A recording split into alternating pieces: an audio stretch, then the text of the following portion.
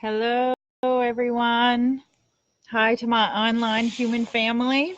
This is Rachel Stravelli, and I'm coming to you live on this Saturday. I'm also going to upload this to YouTube later, so if you're watching me on YouTube, go ahead and give this video a thumbs up and subscribe to my channel so you'll get all the good videos when they come out.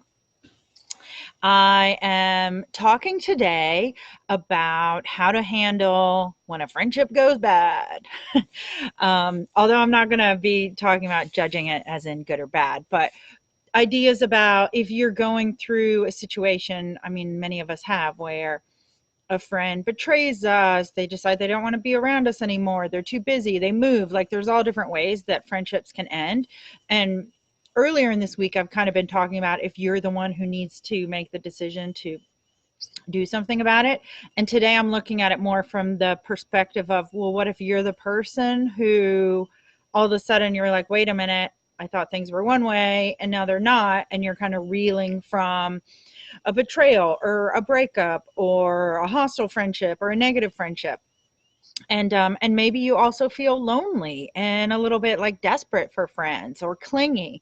So today I'm going to be delving into some practices, some tips, some ways you can look at using your mindset differently and practicing some self-love. Hi, Rebecca.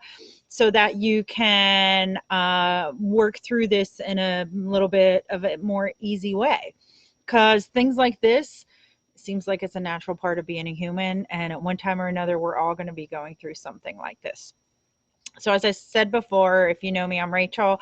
I am a writer and a coach. I help people feel more confident and powerful and connected to your own inner power, to your community around you, to nature, to your wisdom. There is so much that we have to gain when we are deeply connected to our own power, the power and awesomeness of those around us, both human and non-human. So I'm really glad to see you here this Saturday. So, how do we handle when a friendship ends? I've definitely been on the receiving end of this. And some of the things that I'm going to share with you today, I did not do very well. Live and learn, right? I remember back in college, or no, it was actually after college, there were some friends. We had been hanging out a lot. And I can't remember if two of the guys got girlfriends or what happened. But over time, like for 6 months or more, we had always hung out every Friday and Saturday night pretty much. And then all of a sudden, these people were busy or they didn't want to respond to my phone calls. And I took it really hard. And at that point, my method was, well, I'll just call them more. I would just annoy the heck out of them until they hang out with me. And I want to say that I am not like that now. And that is not one of the things I'm going to recommend, because it feels weird to the person going through it. Like, it didn't feel good to me, but I was like feeling clingy. I was feeling desperate. I was feeling uncomfortable. And so I was like, I got to fix this. And I really did like these people a lot, and I felt left out. And there have definitely been many times in my life when I felt left out. If you're on in social media, I feel like there's a lot of us who it's really easy to see what other people are doing or see, oh, those people were hanging out. Why didn't they call me? It's really easy. Or, sometimes we're like, oh, they're having this great fun. And even if we didn't expect them to invite us, we feel left out, like, well, I'm not having fun. And so some of the things that I'm going to talk about today can help us remember, like, not to go there mentally and get into this whole negative, clingy, desperate, oh, I'm in FOMO and I'm all freaked out, because that is not going to help you. So let's say you have been on the receiving end of, like, some of the things I've talked about earlier this week in the videos. There's somebody who feels like your friendship isn't healthy anymore for them, or the two of you have just grown apart, but you feel like you didn't grow apart. You're like, I'm still the same amazing person, and now they don't love me anymore. And you're trying to find, like, how do I deal with this? How do I handle this? And so I think there's a couple things that you want to do. And one of the biggest ideas that I'm going to come back to a few times is, whatever ways that you practice self-love and self-acceptance, this is a really great time to work on that. And if you have no methods for doing that, well, that just makes me think I need to make another video about that. But I can give you a few ideas today. It's really critical and crucial to remind ourselves what is great about us, what is amazing. A lot of times when a client will start working with me, I will have them make a list of what's amazing about them. So you could make a list of what are 3 things you've accomplished in the last year that you're proud of? What are 10 things in your life that you've done that other people could look at and think, oh, wow, that's a great thing? What are 25 characteristics about you that make you a wonderful person to be around? And so I think it's really important to remember how to talk yourself up and make yourself feel good again. Because you know what? It's quite possible that you were in an unhealthy friendship or romantic relationship. And it's quite possible that you are, quote unquote, guilty or part of the problem. We're all human. We all bring our own dynamics and defense mechanisms and all of that stuff to the table when we're in human relationships with other people. We're all trying to get our needs met in one way or another. But regardless of that, I don't want to dwell on like what's wrong with you, because that's probably one of the things that's bothering you right now. Like if you get fixated in this mindset of, oh, there's things wrong with me, and if only I would have done this differently, or I'm not enough. If you get really fixated on a lot of negative self-talk, it's really easy for that to perpetuate and to become a pattern. And you could find yourself 6 months down the road still in this pattern and still being miserable and clingy. And why did this happen? And why did that happen? And that doesn't really serve you, because you want to be accepting what you've gone through, recovering from it, and moving on. So practicing self-love for yourself, noticing what's amazing about yourself, and also being forgiving towards yourself. If you feel like you and this friend grew apart, or shared something that wasn't supposed to be shared with other people, like you knew something in confidence and then you shared it, or maybe you betrayed them. What human has not done something to another person that someone else could judge as being bad? We've all done something. And I'm not negating or excusing away what you've done. I'm just saying it would be helpful for you to have an attitude of forgiveness to yourself and reaffirm that you love yourself. Because, oh, thanks for the thumbs up. If you truly want to move forward, you're going to have to do that. You're going to have to accept yourself and acknowledge that, like I said, that we're all human. We all have different, unique, amazing things about us. And we all have things that other people would find annoying. As amazing as I think I am, like I annoy my husband and my kids on a daily basis, I'm sure. Probably hourly some days. And yet, like, if I obsess over these things, and then when I'm trying to go meet new people or re-engage in friendships or relationships, if I'm obsessing about, oh, I'm clingy and I'm desperate and this and this and that, I'm not bringing my best self to the experience when I'm interacting with these other people. I also want you to do some really honest self-reflection. So if you can look at what you're going through right now and you say, yeah, I feel desperate or insecure or really lonely, and I've felt that way not just from this experience, but year after year after year, or for months on end, then it's really going to be a benefit to you to go get some help from someone. Depending on what the issue is that you're working through, someone like myself might be able to help, a coach, or you might want a traditional therapist to help you. It depends on like what your issue is. I can't speak to that right here. But it's not healthy for us to go long periods of time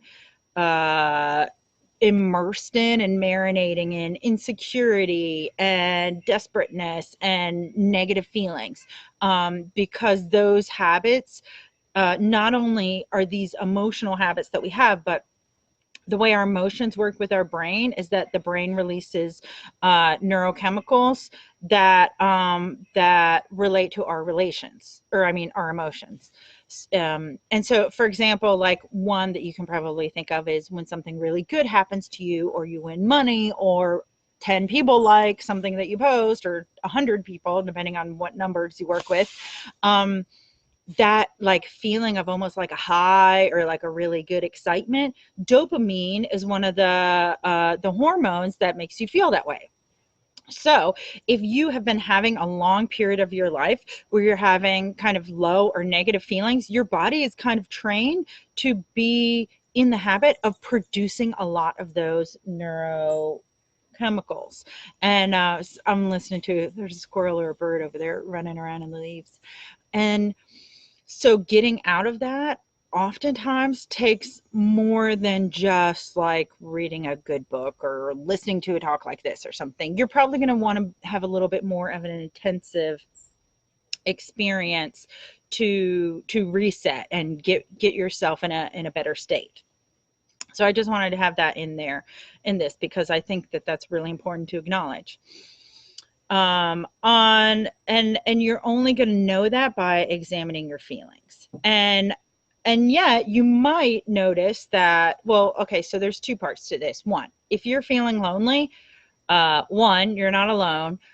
Statistically speaking, loneliness, especially in the United States, is on the rise. Some of this is because of how our community structures are and social structures are. Some of it is for things like social media.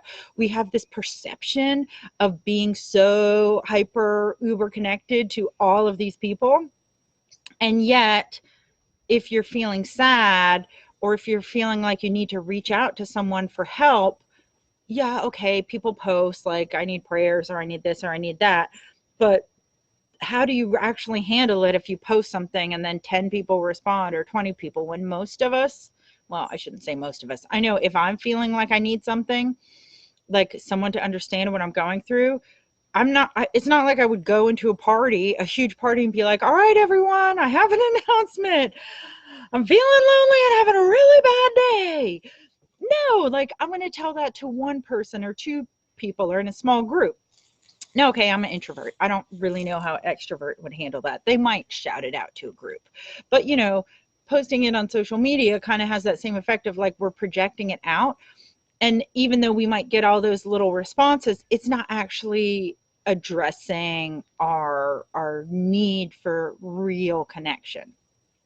And one of the things that I think social media can be is an invitation, a first connection, and opening the door, or, staying connected to people that you don't see as often.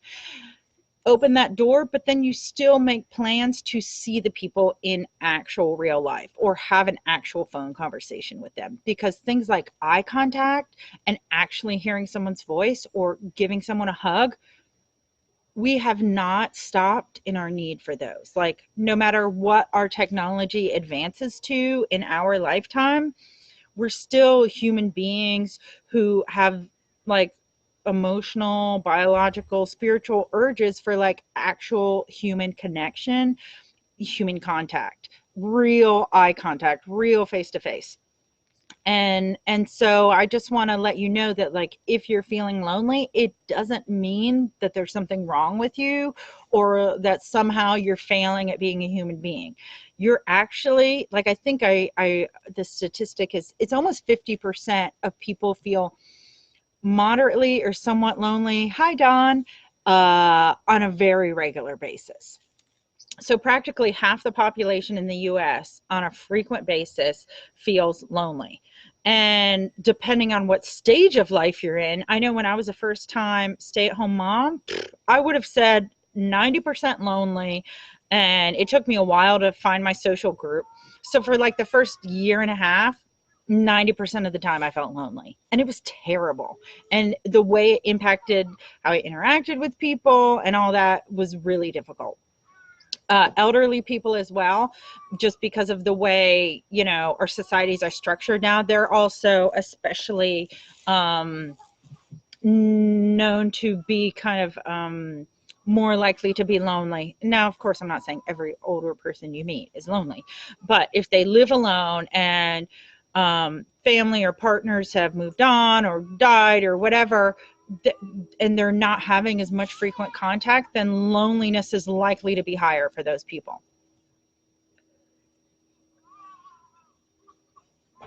So I just want to normalize this and say that it's actually something that, if you are not intentionally making an having the awareness that this is something that can be quite common, you might just think it's you.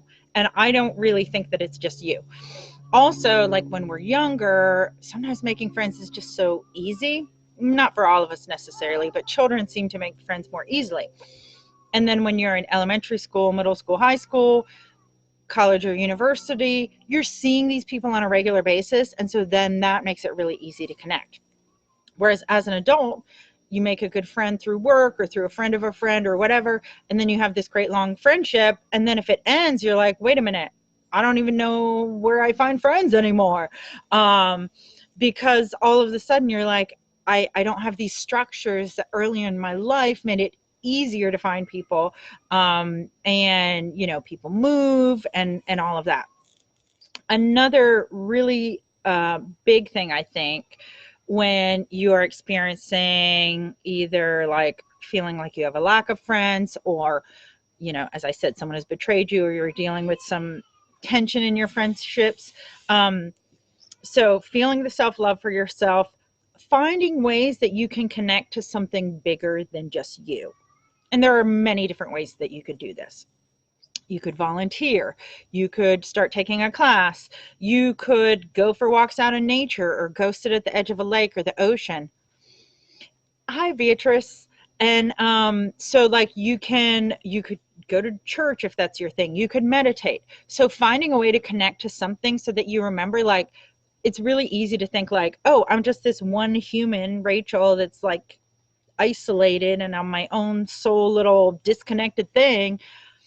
But from a science point of view, that's not true. Like, I'm connected to all of this. You know, the cells and the atomic particles in me are vibrating at the same frequencies that other things around me are.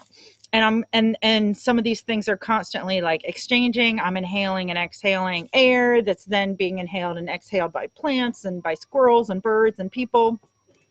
So it's like, from a scientific point of view, I'm not alone. And from a spiritual point of view, I'm not alone either. But it's really easy some days to be thinking like, oh, I'm alone. I'm the only one. I'm so lonely. I feel so bad. Um, and and so just to remind you and find ways to get involved with whatever makes you feel like you are a part of something bigger. And so, like I said, there's many different ways to do that. And it's really all about you finding what are the ways that help you feel that way. There, for me, there's a couple of ways that make me feel that way. Like I said, nature and some other things, being a part of things in groups, maybe join a choir or something where like you're either building something artistically or building a house or working on a project. It's a really great way to feel connected and realize that you're not really so alone and isolated anymore. And also, before I go too much further, I'm going to say later this week, probably tomorrow, I'm going to make a whole video about a lot of my tips for making new friends. So some of them that I'm saying today are going to be the same as what I'm saying tomorrow, but I'm specifically coming at today, like kind of how to get yourself feeling good inside. So it's not as much about like, where do you find these people, as it is, how do you set yourself up to get out there and present yourself as the kind of person who you feel good about doing it. Because it's really hard to go out there and meet people and try and connect with people when you feel like you're grieving because somebody thinks you're a loser, or you really hurt somebody badly and now they're not in your life anymore, and how sad is that? And maybe you didn't even hurt them. Maybe it's just, you know, it was a mutual parting of ways. And then you're like, oh, great, I have to start all over again, when I didn't even want to start all over again. A friend told me years ago, I think it was my friend Maria, this expression, people are in your life for a reason or a season or a lifetime, or for life. And I thought that was good because, and not to say that every single person you can pinpoint that to, but sometimes when someone leaves our lives for whatever reason, they're leaving our lives or they leave our relationship, being in relationship with us, sometimes it can be really hard not to take it personally, especially if we feel like we made some mistakes in that relationship. But for me, I found it helpful sometimes to tell myself, okay, that person was just in my life for a season or a reason. You know, like maybe there's somebody who helped introduce you to your current boss or your spouse, or you know, through them they told you about this book that changed your life, or you found out the name that was going to be your kid's name, or they connected you to the dog that you adopted. You know, sometimes you can look at a situation and say, oh, that friendship, like this is what came from it, that one thing. Or sometimes it's just, I've had friends that it seemed like we were just friends when we worked at the same job for the summer, or we had kids the same age, or we were both taking a certain class, and so it was like for a season of my life, like we connected and we were really good friends. And then when the season was over, like that's okay, things passed and they went on their way. And I think that it's good to acknowledge that it's okay to have all these different kinds of friends in our lives. Sometimes what happens is when we lose someone or they leave, if we felt so connected to them and so much like, this is like my one best friend, I need them, it's really hard to let that go. And you don't always want to let it go. And one of the things that I do as well is sometimes I give myself a timeline for, like, okay, I'm going to feel bad about this for the next 2 days, and then I'm going to be over it. And it doesn't mean that instantly 2 days later I'm like, oh, I feel so good now. But more that after 2 days I'm like, okay, time to get up and do something else. Time to shake up whatever is my norm. So you maybe that's getting outside and moving your body. I think getting outside can have such a profound effect on your mood and your perspective. Maybe you need to block people on social media who are dragging you down. Maybe this friend, you need to unfriend them or block them so that you're not seeing them and being like constantly getting back in a bad space of like, oh my gosh, why did they do that? Or I can't believe they moved, or can't believe she slept with him, or whatever it is. And then as you are, you know, being conscious about what you're letting in, as in what you let yourself see from social media or other places, you also want to be conscious of how you're feeling as you go through this. Do you start to feel better a few days after that? Are you acknowledging your feelings and letting them be what they are? And you might need to journal. You might need to connect with a coach or a friend who cares.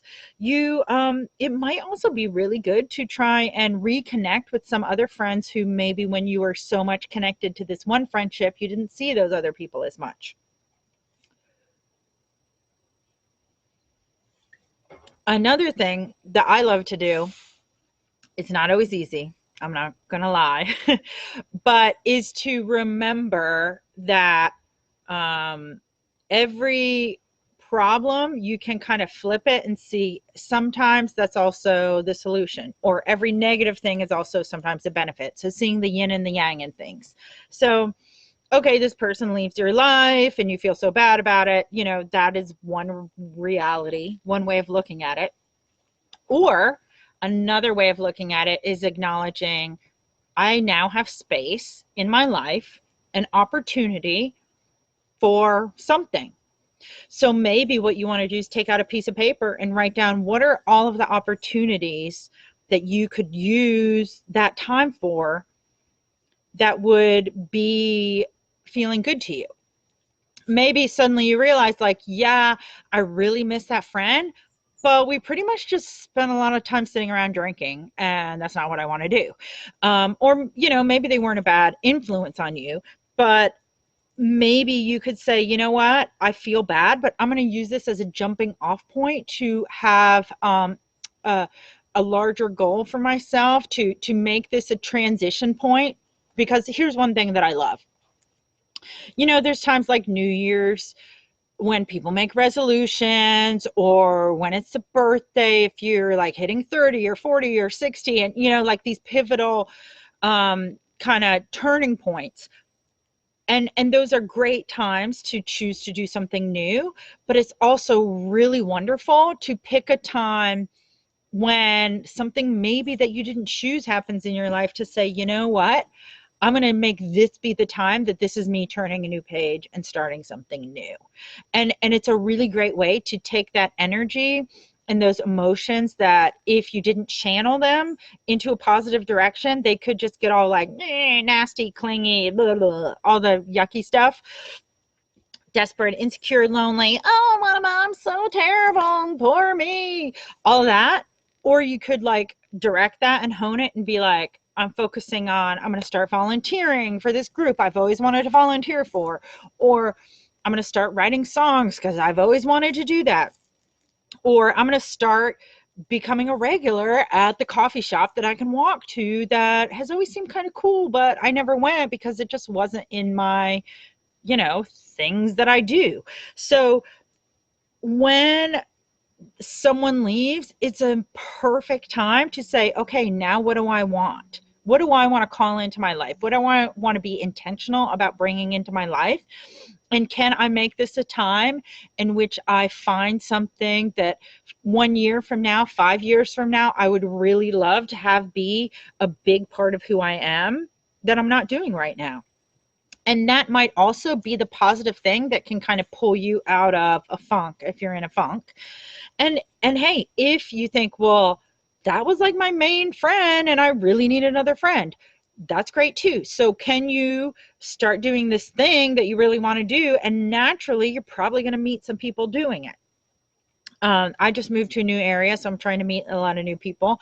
And writing is a really big part of what I do. So I'm trying to connect with local writers. Like, I'm keeping my ears and eyes open for a local writers group. And I just know that as I'm going to that group, once I find it, if they're meeting once a month, I'm going to see, does anyone at the group want to meet like every 2 weeks? So it's like there's the once a month meeting, but then 2 weeks later I'm connecting with people. So it's not just once a month.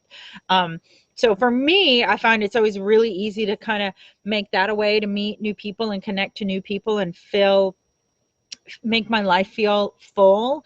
Like I have people who are around me who are into the same kinds of things I'm into, and we're all like growing together and supporting each other. All right, I'm looking at my list, seeing if there's anything I forgot to tell you that I thought about this. Oh, one more thing. As with any transition or habit or new hobby or whatever, these things can take time. So it's perfectly okay if you're kind of going through a new stage to recognize it might take 3 months or 6 months or 8 months for you to start to notice that you've transitioned out of kind of noticing the lack and focusing on the ending and all of that, to feeling like you don't even think about it anymore because you've just transformed and gone to a totally new place. Now, of course, sometimes things happen more quickly, and that's great when they do.